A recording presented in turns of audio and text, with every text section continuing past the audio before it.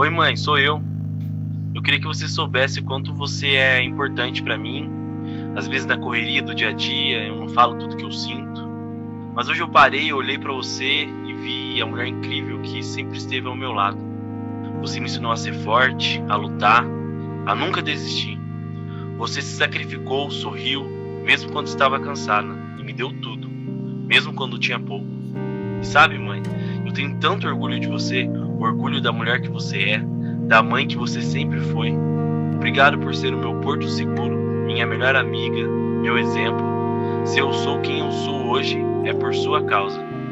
Eu te amo demais, mais do que qualquer palavra pode explicar. Isso aqui é só um pedacinho do amor gigante que eu sinto por você.